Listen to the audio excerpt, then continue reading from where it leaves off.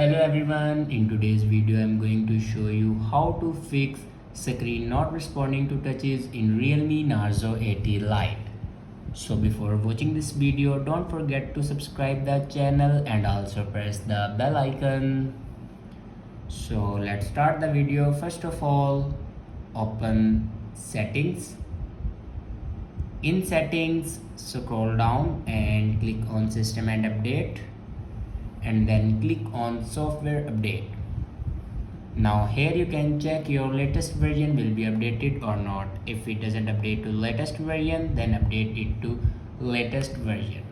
After updating a latest version, your problem will be fixed. If it doesn't fix your problem, then remove your screen protector and update a new one protector. After that, restart your device. For restart your device, press and hold power button and then swipe up to restart your device. After doing these steps, your problem will be fixed. I hope this video is helpful for you. Thanks for watching.